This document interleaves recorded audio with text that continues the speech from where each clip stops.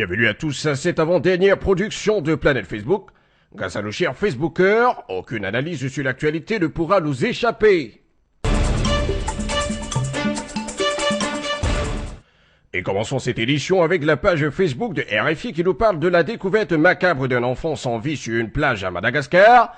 Le fait divers sordide a eu lieu à Nosebe, île touristique au nord du pays. Et les forces de l'ordre sont intervenues le mercredi 2 octobre 2013 parce que des émeutiers essayaient d'entrer dans la gendarmerie. Et ils faisaient le siège du bâtiment à la recherche visiblement d'un homme qui aurait kidnappé un enfant. Et les gendarmes ont tiré en l'air et une personne serait morte. Ce jeudi matin, l'affaire s'est emballée tel que nous révèle RFI. Le corps d'un enfant vraisemblablement vidé de ses organes a été retrouvé sur une page et 2 personnes ont été lynchées à mort par la foule. Nos somptueux Facebookers ont réagi sur cette première actualité. Pour le premier à réagir, le monde est devenu fou, sauf un juge de la Cour pénale pour prononcer le verdict de culpabilité d'un présumé criminel après un jugement juste et équitable. Pour un autre, l'homme qui a été brûlé est le propriétaire du bateau où ils ont tué l'enfant. Et il y a aussi, dit-il, une voiture de gendarmerie brûlée, une maison, 7 blessés et un mort tiré à balles réelles par les gendarmes. Pour un autre encore, c'est clair qu'avec de tels actes, la fin du monde est proche. Les animaux tuent pour se nourrir et l'homme, lui, pour le plaisir. Le dernier nous dit pour sa part que l'on n'a pas le droit de tuer une personne accusée ou qui bénéficie d'une présomption d'innocence. Que Dieu nous aide. Pardon.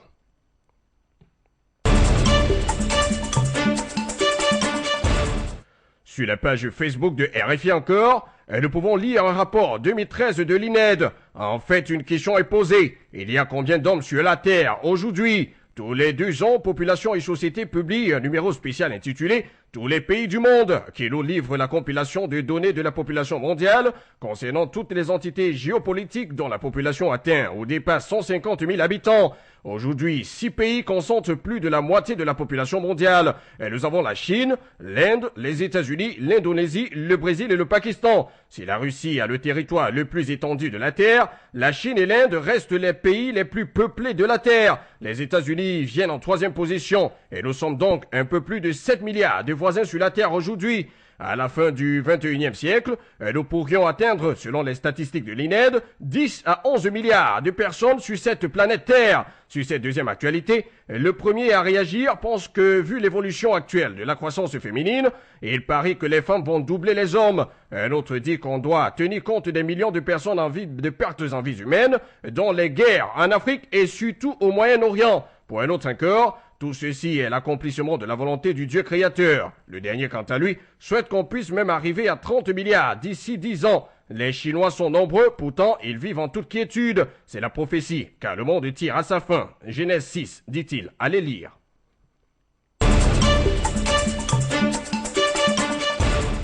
Sur la page Facebook de RFI toujours, parlons aussi des Black Panthers. Atteint d'un cancer, un ancien des Black Panthers a été libéré après 42 ans de prison. C'est le titre que nous fait lire RFI sur cette page aujourd'hui. Eamon Wallace a été remis en liberté le 1er octobre après avoir passé de longues années en détention. Il n'avait pas purgé toute sa sentence puisqu'il avait été condamné en janvier 1974 à la prison à perpétuité pour le meurtre d'un blanc, un crime pour lequel il s'est toujours clamé innocent. Si le juge Brian Jackson a décidé de le libérer et d'annuler sa condamnation à la prison à vie, c'est que Wallace n'en a plus pour longtemps à vivre justement. À 76 ans, il aura ainsi la possibilité de revoir la véritable lumière du jour, une fois encore. Pour le premier Facebooker, pendant que les assassins blancs se pavanent tranquillement dans les rues américaines, les Noirs, eux, même innocents, croupissent dans des prisons. C'est une injustice caractérisée, dit-il. Pour un autre, dans la plupart des cas, les innocents sont toujours inculpés. Voilà, s'il est chrétien,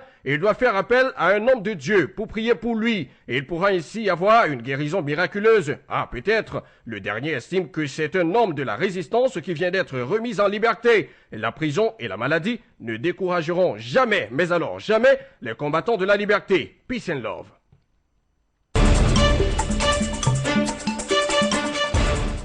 Et terminons cette édition avec la page Facebook de France 24. Et parlons sport. Pour une fois dans l'histoire de Planète Facebook, l'Ivoirien Didier Drogba a été décisif face à la Juventus de Turin. Galatasaray a tenu en échec la Juventus de Turin, 2 buts partout grâce au super Didier Drogba, ou Drogbu, comme vous le voulez. Buteur et passeur décisif, c'était le sacre qu'il fallait pour ce match de football enlevé. À 35 ans, Drogba a ainsi signé son 50e but cette saison, toute compétition confondue. Puis, quand la Juve semblait avoir gagné, le capitaine des éléphants s'est élevé plus haut que tout le monde pour dévier de la tête un ballon vers les pieds de l'ex-toulousain Oumou Boulout. Et il faut dire que la Juventus de Turin commence vraiment à être en danger. Et pour le premier sportif Facebooker à réagir sur cette dernière actualité, et il faut dire que mine de rien, Didier Drogba est un très bon joueur. Et il s'est toujours fait remarquer positivement dans des passes décisives et par son sérieux sur le stade. Un autre dit aussi, je cite, « Bon joueur, Didier, nous voulons cette rage de vaincre qui t'anime face au Sénégal. Et il faut que l'Afrique gagne le mondial 2014. Pour un autre encore, si Drogba est en forme, cela veut dire que le Sénégal est en danger. Pour le dernier, Drogbu est l'homme pour qui les buts n'ont plus de secret. C'est le seul noir qui fait trembler tous les blancs en Europe. Vive l'Afrique!